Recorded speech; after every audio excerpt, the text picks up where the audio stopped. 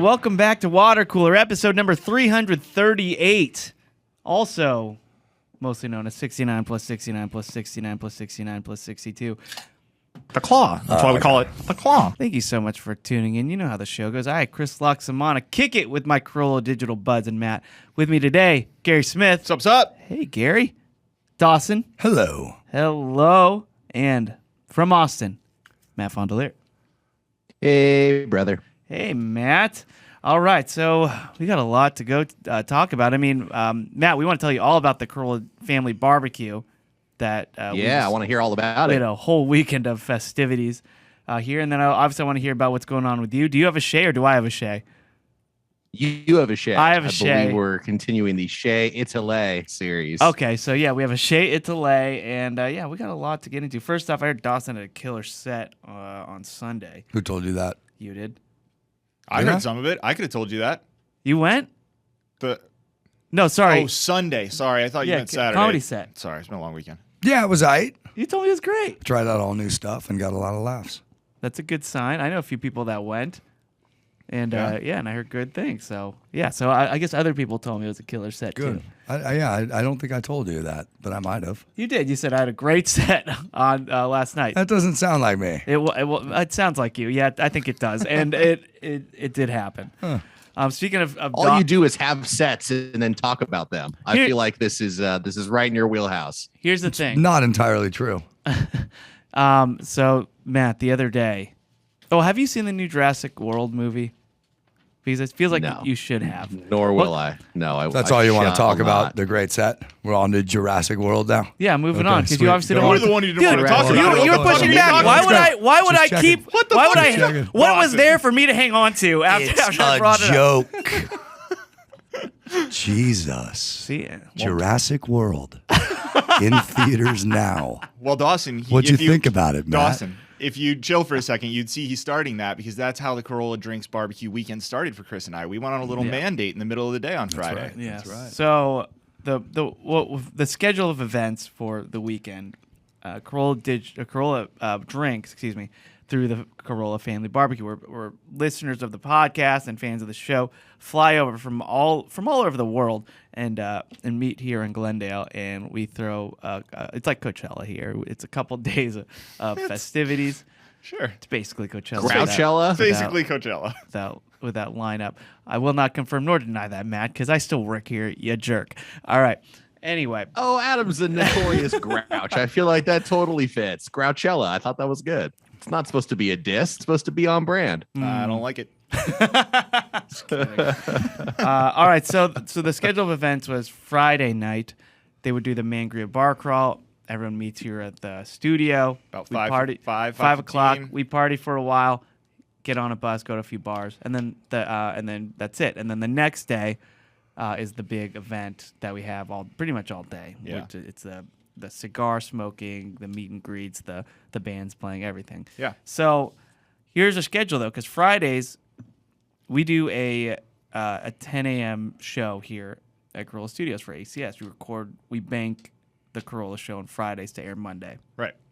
So we're done around 1:30 typically. Which is great usually because then everyone can start their weekend a little early. Yeah, Kinda it's get out nice. of town and it's nice. Yeah, it's nice. So, but I have to stick around because we have the Mangria Bar Crawl at 5. So Gary and I decided, let's watch Jurassic World. Yeah. Yeah. We'll sneak out. We'll kill 2.5 hours. We'll come back refreshed, ready to go. So that was the plan. But then we didn't really talk about it day of. It was just kind of known that we were going to do it. But we didn't talk about it day of. So I was a little confused. And then the show ends. Dawson finishes up his work, and he comes into my office, and he goes, we're getting breakfast. We're going to Denny's. And my initial thought was, I think I'm watching Jurassic Park with Gary. This is why I'm confused at what you say I said. Because what I said was, what are you doing? Let me buy you breakfast. Okay. What? Okay, sorry. I didn't come in and say, we're going to Denny's. No. It's time for breakfast. I think the truth is somewhere in between. You came at this No, with the a very, truth is exactly what I said. What are you doing? Let me buy you breakfast. the Okay. only third party who is standing there watching it. I think I'm uniquely qualified, but okay. Okay. So, either way, I heard Dawson called you from a Denny's and said, "Get over here, man. Everyone in this restaurant's getting free breakfast on me." That's what's happened. Yeah, That's what happened. Thank you. Thank you, that's Matt. exactly right. Now that I hear Matt's side of this, because Matt is a fourth party where he just heard about this now and he's come up with his side. And I think that's actually what happened. Yeah, that's better. I agree. Well, anyway, Dawson's like, "What are you doing? Let's get breakfast, Denny's. I want to buy blah blah blah." And he said it with such enthusiasm and such conviction that me, who already knew that I was watching Jurassic Park with Gary, thought, "Yeah, I'm gonna get breakfast with Dawson," because that felt more right than anything I wanted to do right there and then. But then I see Gary in the background. I get reminded, are we watching Jurassic World? Because what I'm saying is that Dawson came at it with such conviction that he turned Chris in the moment. And Chris was like, all right, Denny's. And then I'm just thinking. And then I turned around and saw Gary. I said, got you too. You in? He did. Yeah, you did. And He almost got us both. That was when Chris came in and said, oh, wait, don't we have plans to see Jurassic World? Which we did. We had talked about it the night before, but we hadn't talked about it that morning because I was going through a TV hanging saga and didn't know what time I was going to be And it's about 2 o'clock now. Yeah. So we're cutting it as close as possible because that movie is 2 hours and 40 minutes long or something. It's long. It's too long. But anyway, it works out to where Dawson goes and gets breakfast by himself at Denny's, which he had a great time, I did. I hear. Had the lumberjack slam. He slammed Sat at the counter. Slammed the lumberjack at the counter. Always. If you Counter's go, great. If you're Classic. alone, the counter's a must. if you're a party of one at a diner, you have to sit on the counter. Yeah. You have to. If you don't, I judge you. I think like you are real. Not that I think you're crazy, but I just think you're really missing out on a wonderful experience. Yeah. Where you sit at the counter, they take your order immediately. You could see all the dishes being like coming out of the kitchen, and it's just it's busy, it's chaotic. You know where they have It's a fun. perfect example of that? Langer's. Oh, Langer's has a counter, and you sit there just like you're talking about, and you watch all the sandwiches being made behind in the back, and it's great. Yeah, it's dinner and a show. It's nice. I do that actually when I go out of town with Adam and I eat by myself. I'll take a counter seat and I will enjoy my omelet there. Anyway, so Gary and I we cut it at we found a 2:10 showing for Jurassic World. This is at about 2:03. At 2:03, yeah. And we're like, okay, we're gonna miss some previews, but we can make this. And we head over to the AMC right by the studio, the smaller one. There's two of them. There's a smaller one, and we The one in the mall? No, the 6 that's like sort Is it of like attached. in a mall? No, it's okay. the one that's over attached to the other side of the parking garage. Right, I know what you're talking about. The escalator's down right when you go in. so we head over. Yep, I remember. And yeah, we take the escalators down. Gary got the tickets on his phone already. Flashed them to the guy. We're in, and of course, we got to get some concessions. Even though we know the previews are playing. I mean, it's Jurassic World. It's No one had Universal. lunch, and we're going to a bar crawl later. We need some snacks. Has not. Yeah, we need some snackies. So Gary's in If line. only first. you guys had an invite for Denny's. I know Denny sounded pretty good at that moment. Denny's did sound great. So Gary, what happened with you? So I got in line. I went down the escalator first, so I got in line first, and I waited for the person to be ready, and I walked up and I said, "Hey, can I get some nachos and a large drink?" And she said, "You can, but we don't have any cheese." Well, that's not nachos, lady. Wow. That's what I fucking That's chips. what I kind of said, and I kind of turned my head to the side, and she said, "It'll just only be salsa." And I was like, That's chips and salsa. "Okay, do you have jalapenos or anything?" And she was like, "Yeah, we got jalapenos." And I was like, "Okay." That's chips and salsa with jalapenos. Yeah, not nachos. There's nothing nacho Not about nachos. it.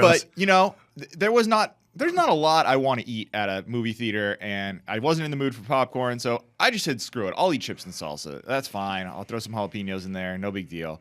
So I pay, I take my food, and I take my drink, and I go over and start trying to fill my drink. Now, what happened with you? Okay, so I'm next in line, but I go to the different guy because I get called at the same time as Gary. So I go up to the guy, and I'm thinking I'm gonna get a hot dog because I need some sustenance here. I'm about to go on a bar crawl. You got to get something of substance in your belly. Exactly, because I need something to soak up the booze. Which is why I went to Denny's and crushed a lumberjack slam. And I was finished at 150. Yeah. So he, Wow, I there you told go. the guys, you can make it, dude. It's Denny's. yeah, he did say that. He was very. I told you he's very convincing. Anyway, so I'm thinking I'm gonna get a hot dog. I kind of told Gary this in line, like I'm thinking of getting a hot dog, and Gary goes, "Really? Here?" I worked at a movie theater. You do not. That's the one thing you learn by working at a movie theater is you do not eat the Really? hot dogs. Yeah. Oh God, no. Under no circumstances. Why? Because they've been there too long, or they're low quality. You're correct. Both. Okay. I like. yeah. A little bit of A and B. Yeah. I've gotten plenty of movie hot dogs in my life. I'm fine. I mean, I have too. But Where do you stand on 7-Eleven hot dogs? I have no inside knowledge on that. What I'm saying is when I worked at Wiener Schnitzel, I was told by the chefs what and what not to eat. Same when I worked at a movie Eat theater. nothing here. No, they just basically at the time, then this was 20 years ago, they basically said the all beef hot dogs are okay. Everything else is not. Okay. So Wow. if you wanted an all beef chili cheese dog, okay. But you order a regular chili cheese dog and you're an employee, they go, no, you can have all beef. You can't have the other one. Yeah, we need you to come in tomorrow. So what the 7-Eleven hot dogs, Mike, is I will not have one, and I think the reason I won't have one, the Quickie Mart ruined them for me. Like all the Simpsons Quickie Mart stuff, That makes sense. and seeing all the jokes they would do about the hot dogs there and the gross the hot food there, it threw me off. So I will not get an egg salad sandwich at 7-Eleven. I will not get the tuna salad, and I will not get a hot dog there, or the pizza. Yeah, I won't get anything that, but it's probably, I think it's surprisingly good. I know Yeah. a lot of people who eat it. Me too. And it's really cheap and it's pretty good for what you're paying Yeah. for. Shay, what about you? I would never go near the 7-Eleven hot dog or the movie theater hot dog. The only hot dogs I'm having, I need to personally see it being grilled or be at a well-established restaurant. Even then, I don't think I would order a hot dog at a well-established restaurant. Something like the Dodger dog, I might be able to make an exception for, We just do a But generally three-part speaking, Shea Fond I du need Lait to on see eating it. hot dogs at your I need to see bachelor it party? on the grill. You need to see it to believe it. Yeah. That's So- right. So at this movie theater, they had the hot dogs on the rollers. They had a big old display Yeah. with the dog just going on the rollers, and I'm thinking, What could be wrong? what could be wrong? I mean, they're open air, so if they were, I don't know. There were at least 3 or 4 of them on there, and There were more than this that. was a big roller. I mean, we're talking 3 feet wide. It's a big display. It was- Like you can't miss it. Yeah. And there's just a bunch of hot dogs on there, and even a girl that Gary talked to was like moving them around, and so I go up to the concession guy and I just go, okay, I'm gonna feel this guy out. So he says, welcome. I go, hey, how are your hot dogs here? Is what I ask. How are your hot dogs here? He's probably frozen his tracks. He looks at me. What do I say? Without even Shit. without even looking back, he's just standing there for a few beats and he just goes, yeah, we're out. But there were 4. You saw 4. As Yeah. he's saying, yeah, we're all out of hot dogs. This guy was doing As- Chris a solid. as Because Chris I'm- asked how they were, Yeah. and he's doing what the movie theater employee knows, which is if you're asking how they were, we don't even have those. It was just a Okay. weird exchange because he's saying, yeah, we're all out. And then like a camera which switches focus from him to like the background, I just see all these hot dogs just spinning. Yeah. Did you just leave it And there? I come back, yeah, I go, okay, I'll take a popcorn. Like, yeah, because I trust him. And is that all you ate before you went on a bar crawl? Yes, it was. Oh my it was God, half a dude. bucket of popcorn. Wow. Yeah. So I tell you guys, I had fucking crushed a lumberjack slam. So good. Yeah. Well, actually, buddy. that's not all I ate. So we watched the movie, and I have half a bucket of popcorn and about a gallon of effing member berries, baby, because Jurassic World is so much fanfare to the first one that it's comical. I know I don't mean to have you pump your ears too much, man. I won't give away too much, but a lot of allusions to part 1 where it's like, did you even write a movie? Of Jurassic Park, not Jurassic World. Correct. Yes. Jurassic Did Jurassic Samuel L. Park. Jackson say, hold on to your butts? He may as well have. He died. That's like dude. the only he died thing in the that, first movie. That's the only thing that didn't happen. Oh, he did die, huh? Yeah. Yeah, okay. It's it took me a Spoiler. while to Too figure bad, out the spoiler, dude. it took me a while to figure out that was Samuel L. Jackson's arm that lands on Laura Dern's shoulder during that. Because I've Just seen that thought it movie was so many another arm? times. Yeah, I was just like, oh, it's just like some random dude. I don't know. I didn't think Yeah. that it was because I want to. I think I wanted to Samuel L. see the death. Jackson made it out alive. Never to be seen or Yeah. heard from again. Well, I'm just saying, a guy can survive with one arm, or without Yeah. an arm. He could have easily Well, off maybe- screen survived. It might have been too much if they showed up with Samuel L. Jackson with one arm in this movie. You would think. They got out of the hospital at Jurassic Park, right? Yeah. You would think. Why can't you, if he just loses his arm, get him to the hospital? Gary, real what- quick? I've seen. Gary, what'd you think of the movie? Chris's assessment is very good. I don't know if they intended for people to be laughing at some of their references to the first movie. Chris and I certainly were. Like there was, I felt like the director went to Jeff Goldblum and was like, "Hi, Mr. Goldblum. My name's James. I know that thing you do, that Jeff Goldblum thing. I want all of it and then some." And it was just fantastic. I mean, but it was very much like, I felt they slept on their laurels a little bit of like, we have the Jurassic Park cast, we have the Jurassic World cast, we have the name of the movie. Who cares about the story? Like, Yeah. And I was entertained. There were a lot of group shots Yeah. of old and new just together, like working together and it was, juxtaposed, Yeah. like how each grouping looks and is similar. It was 25 minutes too long at least, but it was good. yeah, it's entertaining. I mean, Sweet. there wasn't a dull moment. It was just there were some laughable moments. For Were sure. there any dinosaurs in it? There were a few. There were, yeah, I can say there were a few as well, and they used some practical ones, which I was happy about, rather than all CGI. But for the most part, yeah, a lot of LOL moments that may not have been intended to be. Yeah, we were the only ones in the theater Lols. laughing, but we were both laughing. What was up with all those kids? I don't know, man. That was I was not. There was some sort of a game going on, it appeared. That was the only thing I could figure, where for about what felt like 30 or 40 minutes, every 5 minutes or so, 9 to 11 kids would run from the top row of the stadium seating all the way to the bottom and then out the theater. And then about 3 to 5 minutes later, they'd be back. And that just kept And going. while laughing, While laughing and stomping because those stadium seats They're are fucking hollow. So there's like, yeah, I was shaking everything and just making a big commotion. And we would just all look, everybody in the theater just looked to the side. What are these kids doing? And I don't want to be the old fart that goes, "Hey guys, stop doing that. I'm trying to enjoy this movie," or Right. tell on them or anything like that. So I just let it happen. And man, I regret it because those kids were annoying as F. they were. That was. And it was just the first half hour of the movie. No, it was more than that. No, it was longer than that, but it was okay. like off and on, and then it would stop for a while, and then they'd do it again. It's like they finished their movie, but they had free reign of this movie theater, and they were playing hide and seek or something, to where it was just a train of kids just like running up, laughing, running down, running up, running down the entire movie. It was very distracting. Yeah. Weird. Yeah, I wasn't down for that. But anyway, Matt, I am curious to hear your thoughts, but you're not going to see it. Why not? I enjoyed the first Jurassic World movie. I thought it paid tribute to the original in enough ways that I just kind of felt like I got it. I'm good.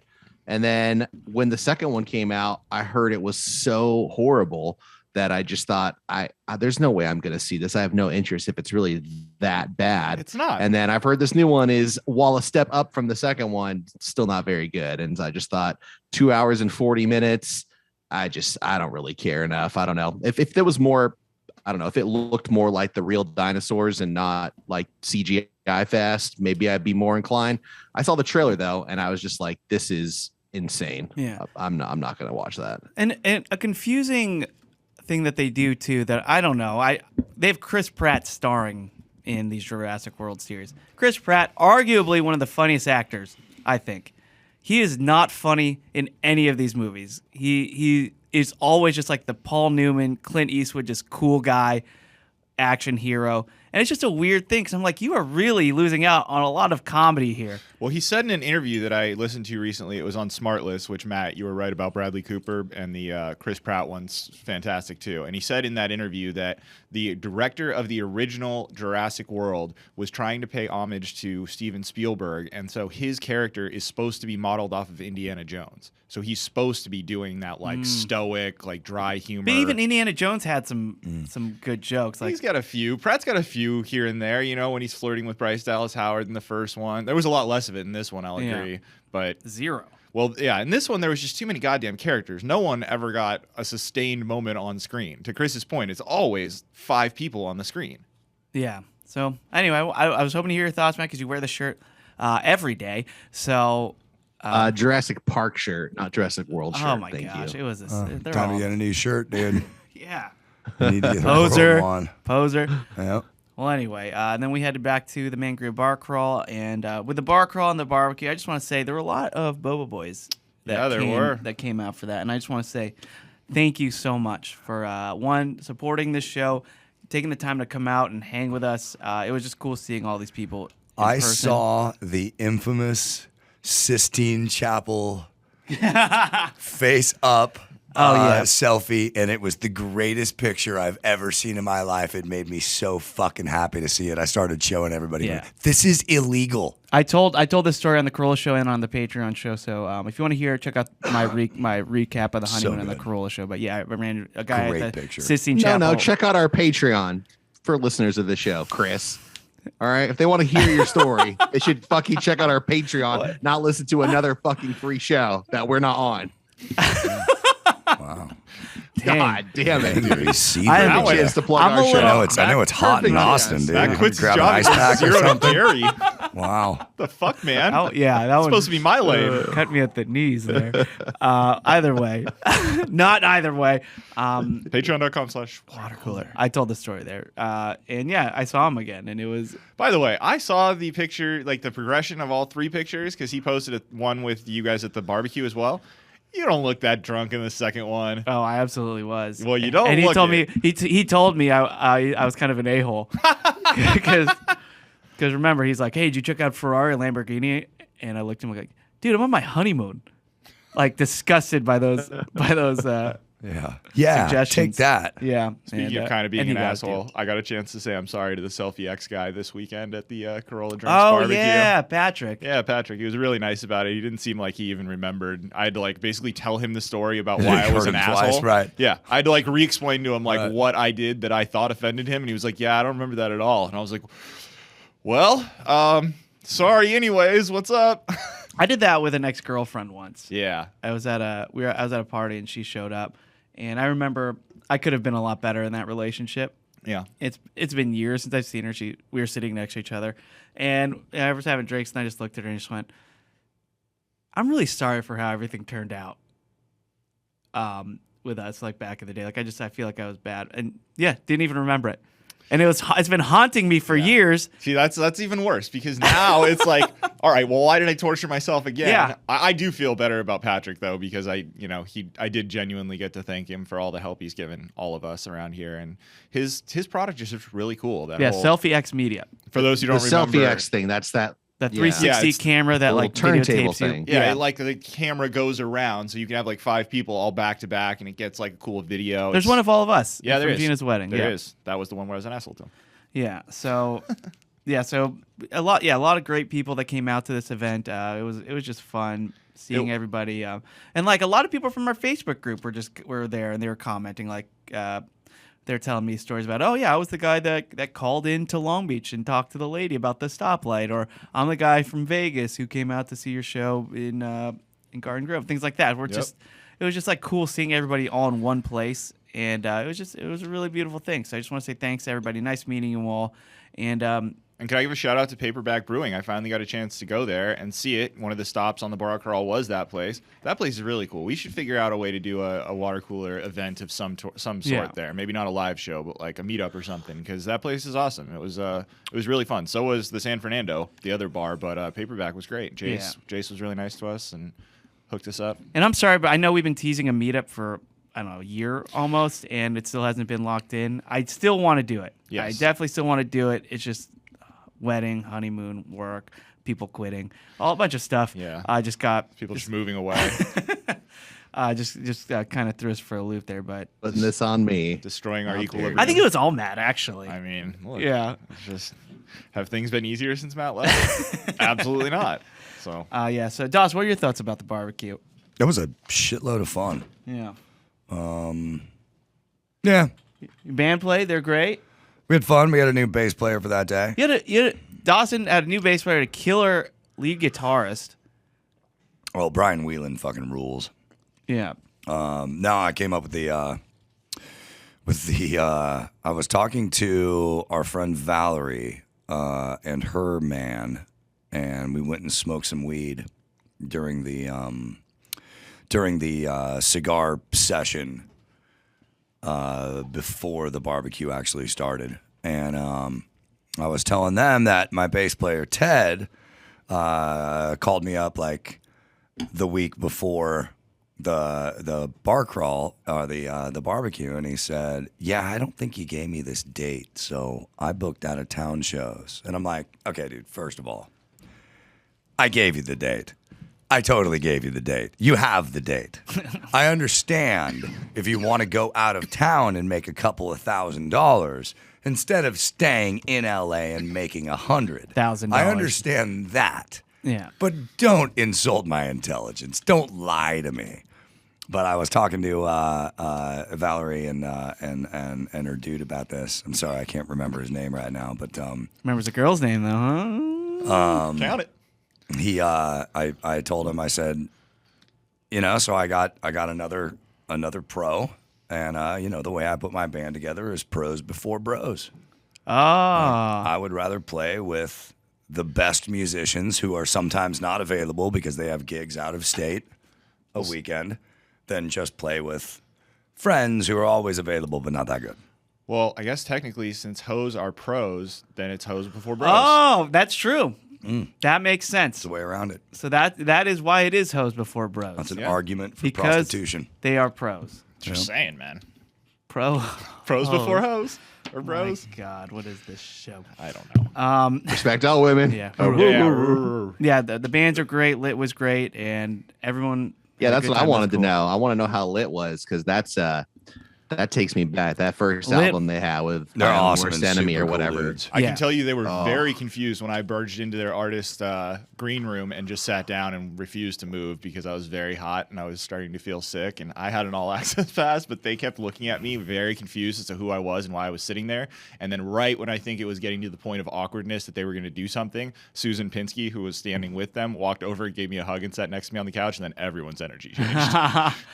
Yeah, you do have a creepy vibe if nobody knows you, Gary. Yeah. Yeah, we all like first time meeting. We all kind of have that. Like, I feel you. Who's this guy? I don't blame you. And the fact that you had the Lit hat on, the shirt on, the Correct. boxer shorts on, and nothing else. Yeah, no pants. That really made it awkward. Well, like I said, it was hot. You know what? I was really surprised, Matt. I didn't realize this, but I found I guess I remember this the day before I was made aware of this. Was Lit sang that song "Miserable"?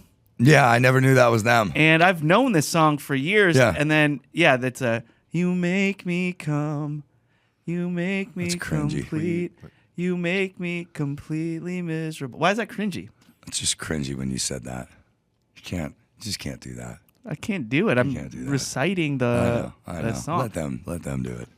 Oh, Wasn't Pamela Anderson in that music yes, video? yeah, There was huge some model music. that was Yeah, in and she it. ate them at the end. That's the same album. That's Same definitely album. That same album as My Own Worst Enemy. Yeah. I fucking or the album's called A Place in the Sun. So, I think. yeah, I Place in the listened to Sun. that shit so My Own many Worst times. Enemy, Ziploc, and Yep. and Miserable, completely miserable. And I love that song, and I forgot it was them, and so it's cool remembering that and just hearing them play it. They played the hits. They played the bangers. They also played Tom Petty in a Cars cover. Cool. So yeah, they just they It's a little strange when they were introducing the Cars cover because the singer kind of went right from it's great to be here at Adam Carolla's warehouse and the family barbecue. You guys like the Cars? Yeah, how do you guys feel about the Cars? And I go, moving in stereo, the Cars? Tonight she comes, the Cars? Or the Cars in the building? I'm confused. Yeah. We love the Cars. So we're going to play you a song by the Cars. Thank you. Thank you for That's clearing that exactly shit up. because that is confusing. That's a little bit confused. When you're at Adam Carolla Studio, you just took a tour to see all of his cars, and you Right. got out there. Like, hey, what do you guys think about the cars? Yeah. Yeah. And everyone's like, yeah, they're cool. Yeah, We all need the song. Cars. Dude. We're glad you- now play a song. We're glad you guys like the Cars. This first track's called Paul Newman Superfan. Right. All right, here we go. Right. Yeah. So they were awesome. It was just a very successful day. Big ups to the Corolla Drinks team for throwing on an incredible event. All right, you guys want to do some comments? Yeah, let's do it. go. Now it's time for listener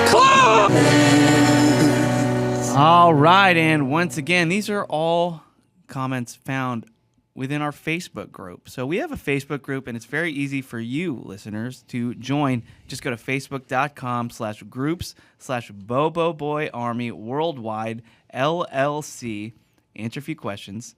We might let you in, but I suggest you do it because it is the best place on the internet, and It's just a really incredible community. Yeah. Everyone's cool. All right. So this first comment, this is from Victoria Gabay. She says, "Hey, Bobo Army. Hey. Guess what I got to see Victoria. Sunday? What? Kaboom Guy." Yes. Kaboom. She says, "I didn't have the words to explain the awesomeness, awkwardness, funny, and uncomfortable that was Kaboom Guy." So I'm guessing Kaboom Guy was on Dawson's bill. There were 21 comics. He was 20th. Almost closing. Yes. I got to go 4th. Who had to follow that guy? Daryl Albert. Hammond. Albert, the doorman. Oh, that's there you great. go. See, at a certain point when there's like 20, if you're the slot number 20, that doesn't mean you got the prime time closing slot. That means you're going on at fucking 1:40 a.m. when Yeah. the club's about to shut down, right? However, I got to hand it to the crowd that was there. They stayed Nice. through 21 comics. How about you? How long did you last? Yeah. I stayed for the whole thing. Okay. I won't. You got to respect everybody. Yeah. It's part of the gig. Just like when you go to a show, like you're playing a music show. If you're playing super early, you don't have to stay till the end of the night, but you do have to stay for the next band. Yeah. It's like a Yeah. rule. No, don't I know, agree. Just It's a decorum. it's a respectful thing. I typically do. Actually, I always do. I can't think of a time where I've left. I've skipped out early. Yeah. How do you get your slot? How'd you get 4th? That's awesome. They think I'm funny. Boom. Suckers. Kaboom. All right. Let's. That was a joke. Edison Tapala created a poll. A lot of polls going on in the group Lot right of now. polls. We are poll heavy. Well, Edison writes, "Hey, Bobo Army, as the world opens up and travels back to normal, how do you tip hotels and valet services?" Overwhelmingly, $5 per service is in the lead. So that valet. What's hotel service like? Room Bellhop. service. Yeah. As someone who has If you- worked both of those jobs, Yeah. $5 is what you want. it's $5 per bag. If you're taking bags upstairs, you bring 4 bags. That's a $20 tip. And Uh-oh. the car's a little different. $5 a bag. Yeah. The car's a little different. With the car, when you pull into the valet, you tip the guy once when you get there and once when you check out. Yeah. That's why everyone wants to work Sundays. All the valets want to work Sundays because they're catching everybody on their way out, I feel like the people that and leave. then you get the biggest tips. Yeah, the people that leave get. Yeah, the people on the departures, you get more tips. Than But the if arrivals. you tip right away when you pull up to the valet, they think you're a tipper, and every time you walk out to get your car, it's gonna fucking be there real quick. Oh, so you're just ensuring that you're Yeah. gonna. Okay, see, those are good tips. I like this stuff. I mean, yeah. I know I'm a cheap asshole, but I've never tipped as the car gets dropped off. I've never once done that. See, I only do it didn't realize that was what you're supposed to do. Because they're and I feel different- like my car comes out pretty quick every time. Yeah, it's No, not. It's just You're just a likable guy. but my experience Yeah. with getting tips. Those are the way they give you the tips. The reason I would do both is just because a lot of times it's a different guy when you leave. So I just don't want to. I don't want this guy to not get anything, and then the other guy to get something, and they're doing virtually the same thing. So yeah, I don't know, but yeah, $5 per thing. What about how much do you leave the cleaning? $5 a night. $5 a night. Yeah. All right, there you go. Yeah, so it really That is makes just sense.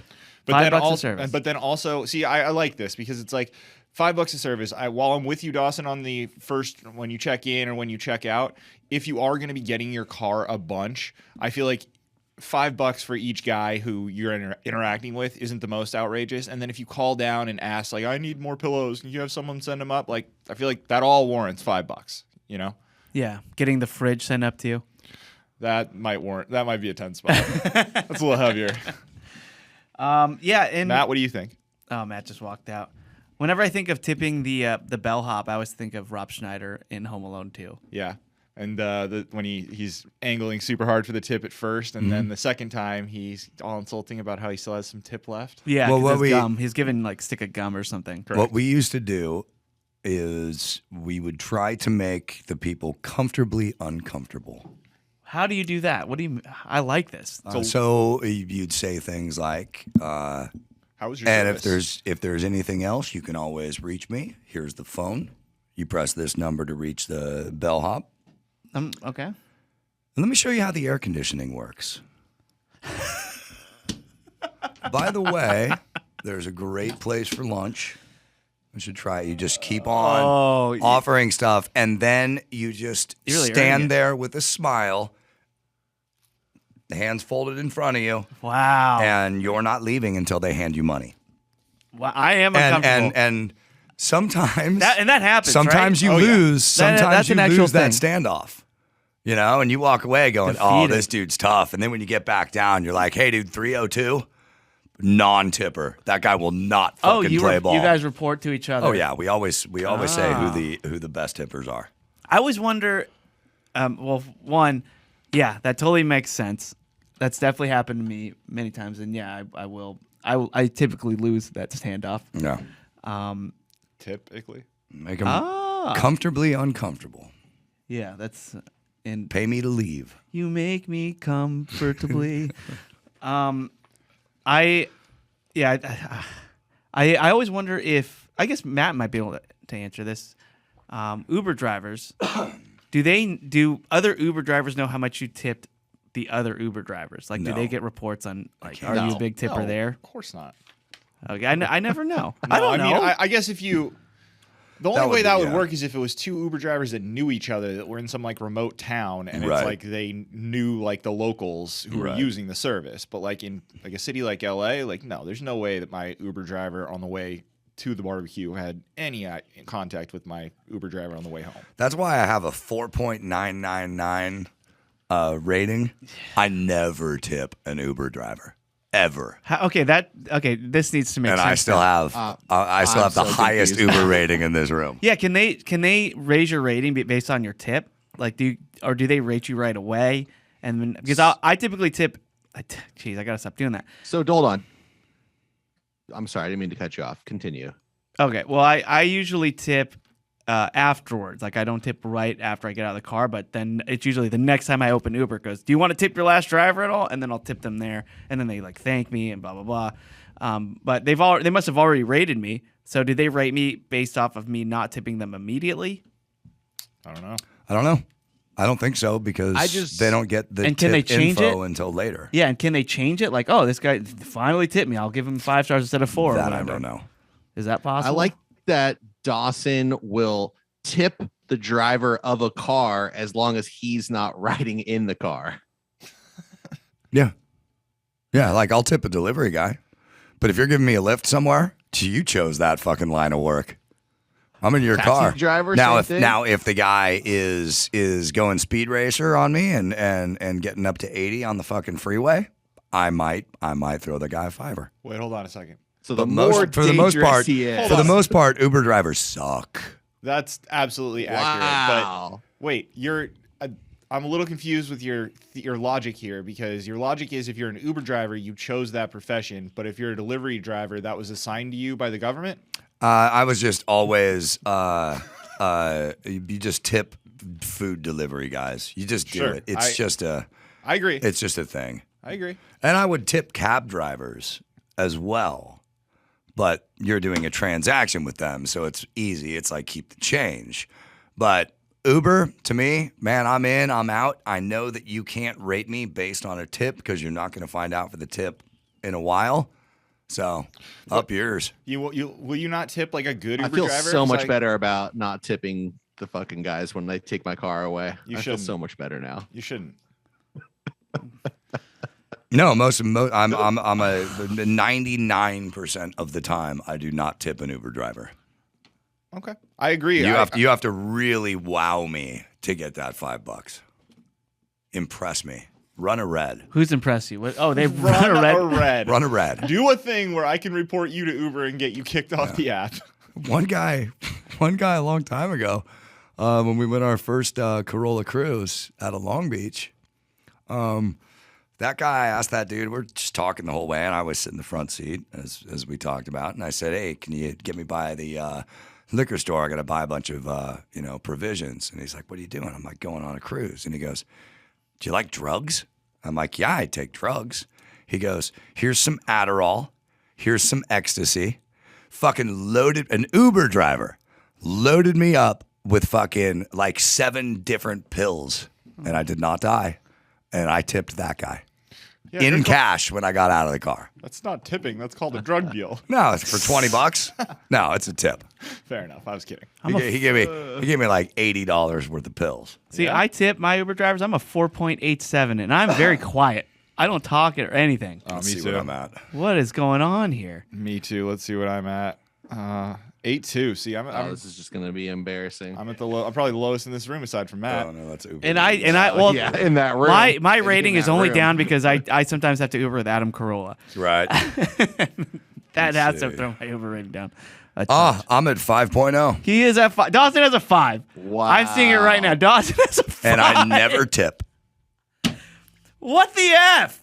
Yeah, I'm not gonna. 5.0. Yeah, I got the lowest one. Look at that, dude. I got 4.79. I don't even have a 4.8. Dawson has a solid 5.0. I'm charming. The What can rich I just say? get richer, literally. Seriously, Yeah, it's amazing. They like me. they really, really like you. I'm impressed. All right, let's get to another clawman here. Ormond Allred. So he posted this really long story, but I'll just kind of I got through about a third of it, and then I clicked on see more, and I was like, oh, I'm out. I'm sorry. But long story short, he and his family or his friends were going to a wedding. They got an Airbnb.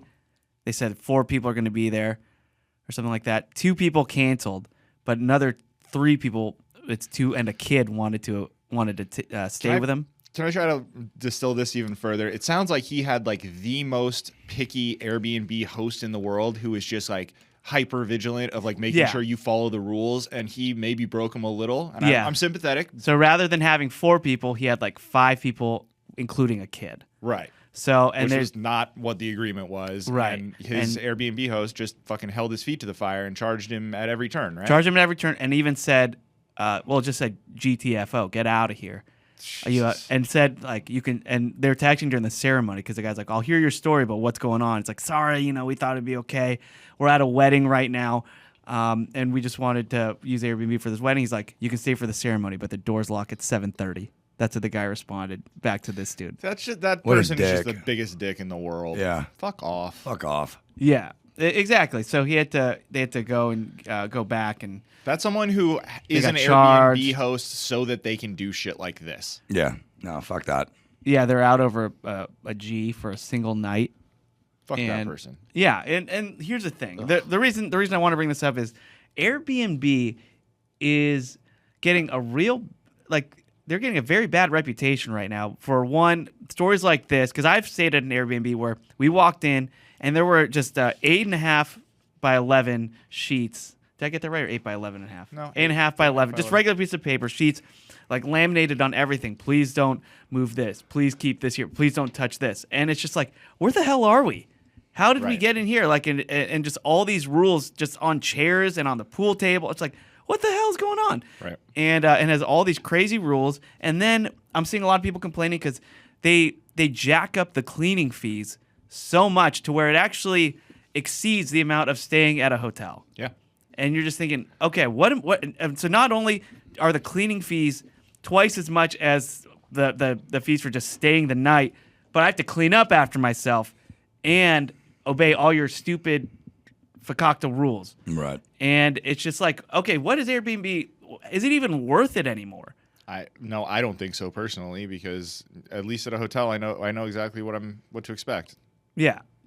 So I know what I'm paying in advance. It's highly unlikely that I'm going to get any kind of a charge, because at a hotel you have to do something insane like smoke inside the room or something. Like, And, yeah, exactly. And here's the thing. I'm not mad at all the Airbnb owners. It's their property. They're having strangers go in there and live it. I'm mad at the people who caused them who Yeah. hurt them. Who hurt them?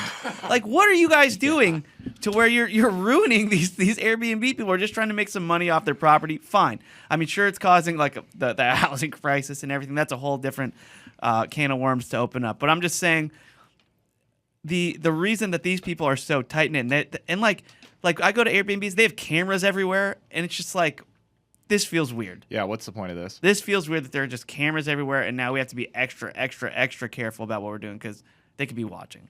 And it's just that loss That's of privacy. super weird to me. That loss of privacy actually really Ruins it. it totally ruins it.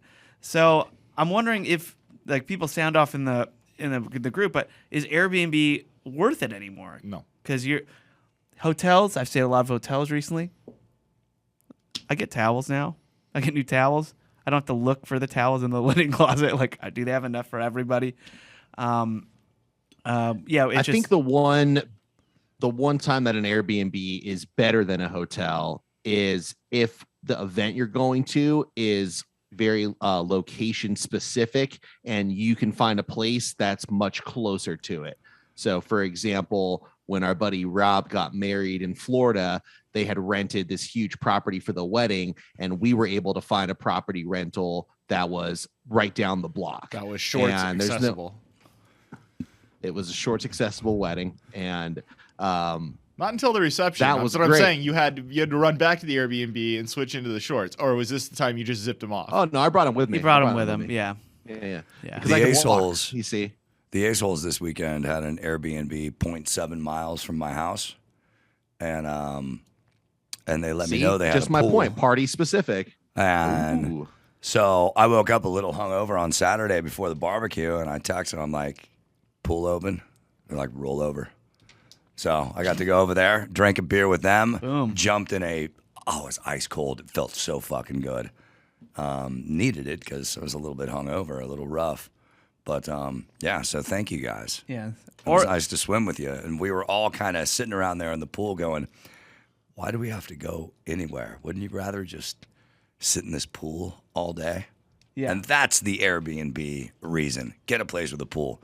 I might just one day get an Airbnb because it has a pool. It can be 0.7 miles from my house, no problem. Dawson, let me blow your mind. I can't remember the name of it right now, but there is a service for exactly that where you can just Airbnb the pool. There And is. the I family heard about is it. sitting in the house looking out at you Right. like, don't break anything. Swimly. Right. Swimly. Thank you, Matt.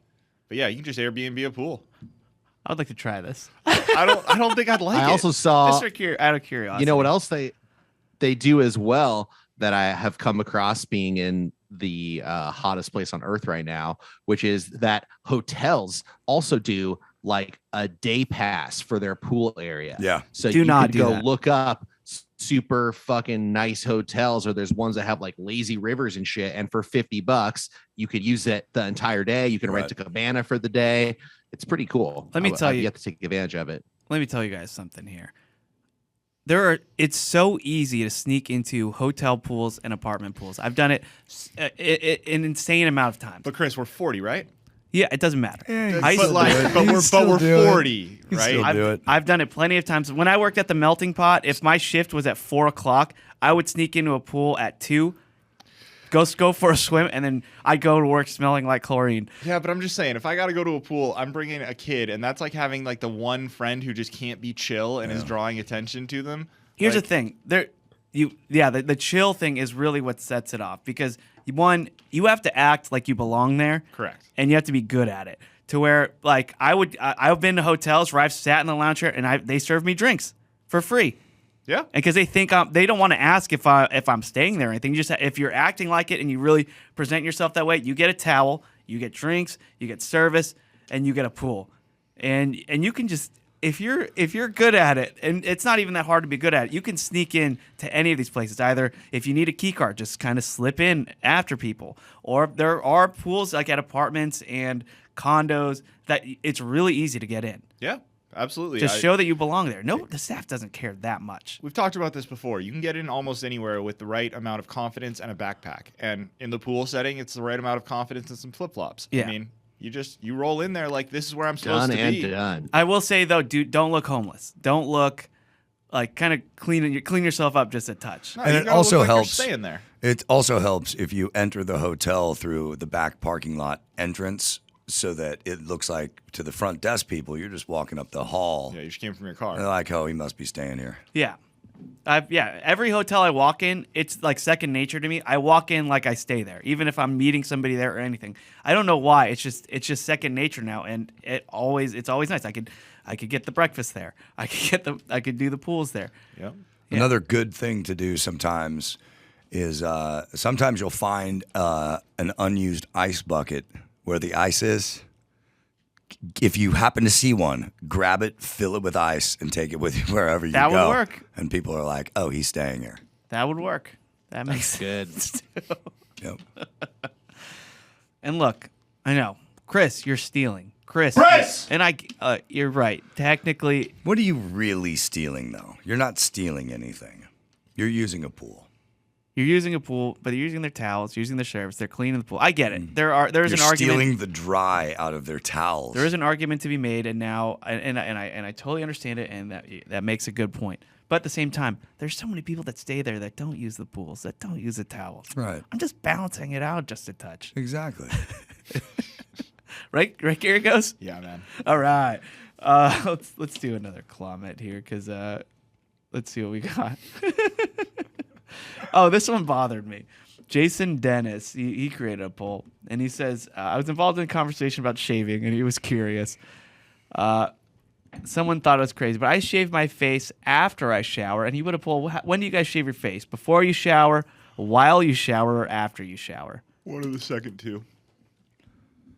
One of the second. So you've shaved while showering? Yeah. I've never done that. There was a I time- need a mirror. No, there was a time in my life where I had a anti-fog mirror that suction cups to the wall of the shower, and it has a little stand on it that your razor hangs off of. Oh, I That's didn't. fine. Okay, I didn't think about the anti-fog mirrors in the shower. I've never waste had. of I've water. never had a shower mirror. It is a waste of water. I agree with that, Dawson. But I don't know if it's a waste of water if you're the asshole who sits there the whole time you're shaving with the water running at the sink. It's probably, That's also a waste of Probably water. comparable. Yeah, I agree. But if you're not going to do the while you shower with the fog-free mirror, which I admit is a bit of a stretch, I've always understood that your pores are going to be more open after a hot shower, and therefore it's going to be a better shave. That's what I've always. That's why understood. they use the hot towel at the thing in The Godfather before they murdered him. So, That makes sense. That's some science. right? Duh. Yeah. Now I gotta tell you guys something. As somebody who never shaves the beard, I just use a beard trimmer, Same. and in that scenario, before the shower is the way to go. Oh, of 'Cause you get course. all the fucking excess beard hair all over you. So go into a shower, wash that baby right away. Yeah. Well, that's a completely different topic, but you couldn't be more right. And that's obviously the scenario. It's not It's not completely completely different. different. It's Well, kinda similar. on Well, here's the yeah, thing, it's 'cause the got beard- a lot of and- things. There's a and shower removing involved. hair from your face. There's removing your hair from your face involved. There's a before and after aspect. Yeah. The beard. Yeah. The beard trimmer. With dry hair, I feel like it works better than with wet hair because That's not Yeah, even that too. That's not even remotely debatable. If you Okay. the last thing He's that trying you to wanna stay do- on topic, Gary. No, he's with me. He's trying to relate to me because you and Dawson are on one team and we're on the other one. So that's fine. I'm happy to have Chris as my teammate. But to your point, Chris, you could not be more right because the last time you want to try to shave your beard with a trimmer is right after you've done something where you've been sweaty, like mowed the yard or something. You come back in, you're not going to get any traction. Yeah. It's a mess. Matt, how do you trim your pubes? Good question. Wow. I mean, Manscaped. One works by pretty one, damn well. right? One by one. One by one with exactly. some kitchen sears. Got that Manscaped 3.0 or 4.0 over there, Matt? What are you working on? I can't remember which one I don't remember which one I took from the shop before I left. It's probably 2.0. Matt uses a pizza cutter. All right, let's see. Max Howard. That's it. I'm the only one who has to answer this horrifically embarrassing question. Yeah. That's right. Max Howard says, I'm 83.6% sure that the Watercooler crew has blackballed me from comments here and Patreon. Oh, from being read on comments? Is that what he's complaining about? I mean, that's what he's alleging, but that's just absolutely not true. Well, there you I go, think Matt. The proof is the fact that Or there's Max, this I mean. comment right Yeah. there. There you go. And look, we can't get to all of them, Max, but just keep commenting. Who knows what will happen? Corey Neal Yeah, says, keep coming up with gold like that. and we're going to be reading all of them. oh. Corey Neal writes, Chris, I got to see the Vagabonds last night here in Lake Norman, North Carolina. Nice. I met their lead singer Daniel and chatted with him about touring of the Loxy and rough mornings about drinking too much Mangria. Those guys put on a great show. The only thing that would have made it better, double billing with Loxy. Dude, that was fun touring with those guys, and I'm glad you got to see them. If anybody within the sound of my voice can see the Vagabonds live, please go do it. They are a killer band. They put on an incredible show. Yeah, they One of the do. best live bands I've ever seen. They're so solid, and their songs are amazing. So, yeah, Yep. if you want to have a good time, check out the Vagabonds. All right, Tony Magbanua says, what do you call the clothes that you use for swimming? It drives me crazy when people call them bathing suits. This isn't the early 1900s. You're not bathing in them. How say the Army? Bathing suit versus swimsuit. Wow. What do you guys think? Board shorts usually for me, but I guess trunks if not. Yeah, well, because just we're call talking them about trunks. we're men. Okay, what do you talk about? If you're just being generic, gender generic. Trunks. For my wife, it would either be a bathing suit or a Thong bikini. Yeah. Well, no. No, but okay. It'd be bathing suit or bikini, but for me, it'd be either trunks or board shorts. Yeah. Yeah, I would. Just say to the I would chick, also go get say your the gear. phrase- We're going swimming. Jesus. You can use gear. Just interchange gear all the time. Yeah, I think Maybe I say should swimsuit. going forward because I say bathing suit. I do say bathing suit. I Chris feel spends 2 weeks now in I've Italy been and he shamed comes for back it. fucking European. Speaking of, I did see some topless sunbathers in Europe. Got Yeah, got cute guys real, or what? the real shirts. They were female, Oh, and actually, I know this. I don't know. Where was this? This was at the Amalfi Coast. We did a beach day at the beach at Amalfi, yeah, I saw. and Jen just goes, "Hey Chris, I know Boobs. you want the full. I know you want the full European experience, so you got some topless sunbathers to your right there." And you said, Jen, the real European experience is Being here with you, and Yeah, yeah, exactly. exactly. It really was. Did you check them out? But then Well, you only because looked I was over and told saw to. some boobies. Yeah. Only because I Yeah. was told to. Was there an armpit hair issue? No, they're clean boobies. No. All right. But And that's the show. Clean boobies. actually, to be completely honest, I saw one boob because there's another girl blocking the other one. But I did see, but I still got the full European experience. I thought. No. Sounds like Did you half. say, io due cane? Yes. Grazie. Boobs. God damn it, Gary. Anyway, those are comments. Thanks everybody for writing in and contributing. To Good the work, show. everybody but Max. Please, Max, don't go. He's kidding around. What's up, Gary? I don't know. What, you're weirdly uncomfortable. What's going on, man? You know? You know what else I saw in Europe? I saw another celebrity, not just Judd Apatow, but I saw a yacht that was probably the biggest yacht I've ever seen. And I was like, man, I wonder how much that thing costs. And I saw the name of it, the Bravo Eugenia was what it was called. Googled it. It's Jerry Jones's super yacht, just Sweet. floating, just cruising through the ocean there. So that was your other celebrity sighting. Yeah, Nice. Jerry Was Jones's the yacht. owned by Jerry Jones. Yeah, it was incredible. It was huge. How much do you think that his yacht would cost, Matt? Oh God, you're asking the wrong person. I know. That's why I'm asking you. 20 million? I don't know. $250 million. 500 million? $250 million Oh my God. for this yacht. It's just over the I length can't of a even football field. conceive of that much money. Yeah, it was, and just cruising through the ocean. It was pretty amazing to see. I took my breath away. 2 helipads on it. Say, Chris, while you were in Italy, did you have any great meals you could tell us about? I sure did, and that's why we're gonna do some Chez Italy. Oh no! What type of foods might we hear of today? What might be the price? What might be the venue? So let's find out. It's time for Gary to say, hey, Chris was on the menu. All right, a couple things. Timed it First better off, that time. we're all familiar with truffle here, right? Sure. Italy uses a ton of truffle. In fact, like a lot of the truffles are found in Italy. I don't know if you've seen that documentary about the truffle dogs. It's I thought it was The one with pigs. Nicolas Cage? It's a great documentary. well, actually, they use dogs more than pigs now. At least I'm sure there are some that only pigs can find, but for the most part, they use dogs now. That Nicolas Cage Someone's been watching documentary Stanley was- Tucci. That was a movie, guys. The Nicolas Cage thing was not a documentary. It was a movie about a pig. But what did the pig do? Why was the pig special? Probably got some truffles. I've never seen it actually, so I can't Because he speak to found it. truffles. I've never seen it either. But there are truffle hunting dogs, and it's cute. It's these old Italian men with all these with their dogs, and they just go out into the woods and just their dogs find the truffles, and they just go hiking with them. And they find the truffles, Truff. and they love these dogs. They're so And nice. there's 2 different kinds of truffles, black truffles and white truffles, and Sure. one of them is only found in nature, and that is why they need those animals Yeah, so they need to find them. As opposed to what? Where are the other ones found? In a lab? do they farm them? Yeah, I you didn't can, know that. you can farm them exactly. okay. I think Do they black do the ones are truffle ones that get shuffle farmed. after they found them? Oh yeah, it doesn't count unless you do Okay. the truffle shuffle. And I mean, I suggest watching. It's very good. And as I said on the Corolla show, Italians and their dogs share a bond that is unlike anything I've ever seen here in the States. They're the dogs are just so obedient. Very, Io very due nice. cane. Yeah. See? Grazie.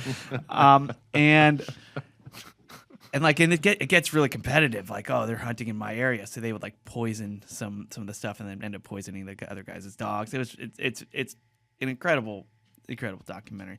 Anyway, so You poison my dog, I kill you. yeah, the truffles in Italy had it on everything, pastas, but to the point where I was kind of getting sick of truffle. It was just on everything, and even the smell of truffle, it's very overpowering. And here, it's very like if you put truffle on something, that is all you taste. Truffle fries, truffle. I don't know what else we put truffle on here. Burgers, anything. Mac and cheese, Mac baby. and cheese. Yeah, and that's cheese, right. yeah. It's very overpowering. Whereas in Italy, it's a lot more subtle. I wonder it's because it's not dipped in a bunch of oil or using a lot of the oil, where it's just more of it's shaved over pastas and stuff. But we've had it shaved on pastas and everything like that, and it was a lot more delicate, a lot more earthy, and they do truffle a lot better than we do, which I was surprised about, and I really appreciated. Another thing, I ordered a lot of sea bream, which is a Mediterranean fish out there. Chrysler car.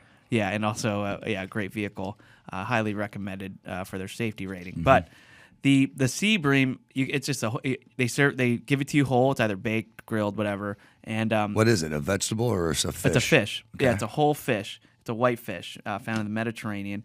And the first time I got it at one of the restaurants we ate at, they put it in front of me. It looks amazing. I'm about to dive into this whole fish. Head and everything, And then they go, aspetta, and they put something else on it. No, she said, yes, aspetta. Do you want me to cut it for you? Oh, really? Yeah, and I look at the lady. You know? I look back at my fish and I go, okay. And she takes it like she's my mom and takes it, puts it on the table next to me, and just starts just butchering this fish away, Yeah, getting no, all the he said that. slowly getting all the bones out Right. very carefully. And I'm just sitting there just watching her do this. By the way, not using a knife, just using a fork and a spoon. And she's done this so many times and she's basically filleting the fish and just taking out carefully all the bones, and then just gives it back to me like, all right, there you go, son. You can enjoy it now. You tip her? Of course, yeah, I did. And she was making it very comfortably uncomfortable for me, so I figured I should. And and then she showed me how the air conditioner works. I'm like, okay, I better tip you. And yeah, sea bream might be my new favorite fish. Really? Yeah. Please What's it never taste bring like? it to work. Well, it would be impossible, Gary, because I finish it every single time. Good. It's so good. So that's just some of the meals that I had. How would you describe it? How would you describe the fish, though? Is it like more of a fishy kind of taste? No, not or- at all. It's perfectly. It's slightly sweet. The meat is it's so clean tasting. It's not fishy at all, and just a touch of lemon on it, maybe a little garlic. Ooh. If you were to baked. find it in the States, would you be disappointed if they didn't take it apart for you? Like, I had two restaurants. They both offered, and I accepted both of them to do it. so if you ordered it here and the waitress just came and put it down and walked away, I'd would be you like, "What feel the hell is slighted? this?" Yeah, Yeah. I think I'd choke on a bone because they have a lot of bones, and they like present it to you. You look at it, and then you're about to dive in both times, and they're like, "Oh, whoa, let me get that for you," and they just cut it with both of them with a fork and a spoon. That's crazy. It's so tender you don't even need to cut it. You just dig your spoon in and handle it like that. That's awesome. And then and then another time we got did you have a steak when you went to Florence, Matt? I'd have to look back through all the pictures, but probably Yeah. one time I did. They're It's not very- something I would order a ton though. They're very well known for their steak and their style of steaks. So Which is over wood, right? Over wood, yes, Burning wood, and that's then exactly they kinda right. change the heights of the metal Yes. grates and stuff. yeah, so they barely season the thing. Yeah. So I don't know how you feel about this stuff, but it is just meat and heat. That's all you're going to taste in Florida season. I think the only thing you should put on a steak is salt and pepper. But Yeah. I think you should put salt and pepper on a steak. There's no pepper on it. Okay. Yeah, I mean, Just there's probably a salt. little I could salt. get away with just Yeah, salt. Me too. I'm okay with me that. too. But basically, they want this to be as clean of a flavor as possible, and they always cook it under whatever you order. Mm-hmm. So we got Good. yeah. Good. So So I want to see it there, and there's huge, thick cuts of meat. So I was like, okay, I'm ordering mine rare. Let's just go for it. So you ordered steak tartare with crust. And it was just under rare, but it was perfect. It was so incredible. And it's you really just I think their cows are better than ours because it was just such a clean, perfect piece of meat. And great char in it from. Well, they still have butchers. They still have butcher shops. Their butchers are bitching. Yeah. Whereas here everything goes through a meat processing plant. You're Unless right. you have a butcher, which most people don't go to a butcher. We go to the grocery store. And I ordered the steak, and it's like they charge by the kilo, because they're all every steak's gonna be different. And so before right after I ordered it, the guy goes in the back, runs out with this huge ass raw steak, and goes, "This one okay?" Like that was kind of interesting. I go, "Yeah, that's good." Like I already ordered it, but yeah, he had to make sure that I approved what the raw steak looked like before they heated it up. Nice. Good marbling. Yeah, great. Oh my god, everything was. How many kilos was your steak? I don't even know. Because shouldn't it be like under a half or something? Isn't a kilo like a couple pounds? Yeah, so it was like 50 something euros a kilo, and it didn't even add up to that much. But it did have a big bone in it, so that contributes to a lot of the weight. That's how they get you. That is how they get you. That's how you make a good steak, though. It is how you make a good steak, but a 16 ounce bone in ribeye, you got 12 ounces of meat there. That's why you go for the 22. That's true. Yeah. So those are just three things that I noticed about some of the Italian meals that we were eating. In I gotta be Truffles, honest. whitefish, and the sea bream, And meat and heat. meat and heat, baby, and all of them they just understand clean flavors. Like here like Italian food when I'm in America, I always thought like more marinara the better. Like I just want bold, huge flavors. And I still got that there, but it was just like more precise and more, and just the ingredients were just more fine and clean. And It's almost like they've been doing this for 1,000 years. almost. But it's totally worth it. And if anybody like, I said this last time too. Like Italy was going on this trip. I had people coming out of the woodworks like, "Hey, you need to check out this place and this place." Matt included. Like, I've been to Italy. Please go here. Please go here. Listeners. Guests of the show, old friends, like they were all just like, "Oh, you're going to Italy. You got to check out this place and this place." And now I want to do that for people because I feel like I should. So if anybody's going to Italy, hit me up because I'll tell you where I went and what I vouch for because there's some really, really amazing places. And that's what's on the menu. Hey. I didn't learn the Italian phrase. Great job. Thank you. All right, let's get our plugs in GTFO. I'll start all the way over there in Austin. Matt, what's up with you? Hey, you can follow me on Twitter at Matt Fondelier. And I just wanted to also extend a thank you to our many great fans out there. A number of weeks ago, Gary got me to say my Venmo name. And much to my surprise, quite a lot of people gave me money. And that was unexpected. Yeah, that was fucking fantastic. And What? talking about my quest for a reggae night, my cry for help. A lot of people coming through. So Wait, what do you mean? Everyone. Matt's not sober right now. We took care of that problem. Oh, what happened? Yeah. No, nothing. What happened? Nothing happened. Okay. It's still illegal there. Yeah, exactly. All right, but right. you know who you are. The cry for help listener. was answered. Oh, I think That's right. I bet I can even. And it's tell you all who. Maybe. thanks to you lovely Bobo boys out there and girls. And there you go. That's my plug. All right, big Thanks, thank you. everyone. That's a great plug. Yeah. Das, how about you? This Saturday, don't you love when you find out things about your friends that they've just kept a secret from you, and then all of a sudden they're a finalist for Best Documentary in the Pasadena International Film Festival? Wow. Doug Laux, CIA case officer, has a documentary called Man Behind the Curtain.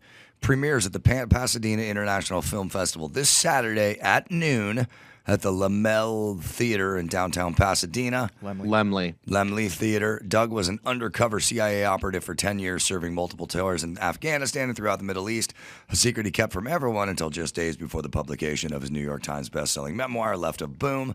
The film documents Doug revealing his past to his bewildered family and friends, as well as his intricate adjustment back to civilian life. The film is a finalist for Best Documentary It's called Man Behind the Curtain.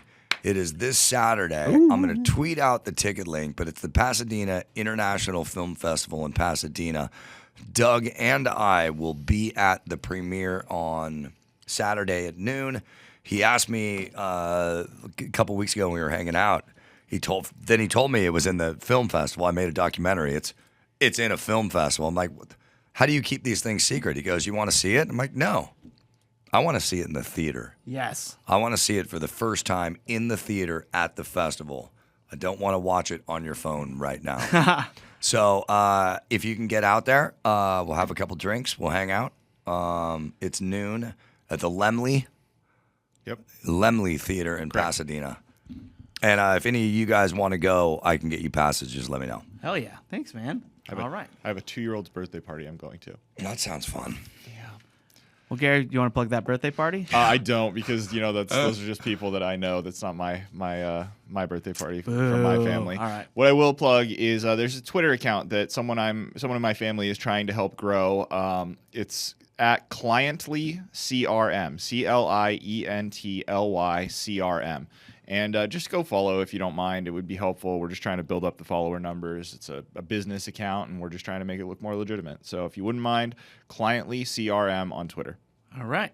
Let's get those Twitter followers up. Pump those numbers up. Pump them up. That's what we do as an army. We're an army. We have to do everything in numbers. I love it. I'm dealing with JV numbers over here. I got to pump these numbers up. Come on. And then as for me, I'm going to plug one of our friends' events coming up too. July 13th. I think it's a Wednesday. Dan Dunn is having a event in LA here. He's doing a live recording of his podcast, and Brad Williams is going to be there. Zane Lamprey, Kim Condon. It's sponsored by Rabbit Hole Distillery. Tickets are $20, and it is at somewhere in LA. Let's see. Oh, Townhouse in Venice. So July 13th, 7 o'clock. I feel like if Dan Dunn and Zane Lamprey are doing a show together, there will not be a sober person in sight. Those are two of the hardest drinking hosts that I can think of. Yeah. Besides us, of course. You just need Dave Attell to do a tight 15, and then it's the world ends. Incredible. Exactly. I totally agree. And then Brad Williams will be there too. So so good. Yeah, Townhouse Venice, July 13th, 7 o'clock. Tweet Dan for the ticket link. Or just go the tickets at Ticket Sauce as well. But yeah, check it out. I think I'm gonna go. So there's a fun event there. All right, that will do it for this episode of Watercooler. But we will see you later this week for Patreon. Thanks again to everybody for tuning in, and we love you. Goodbye.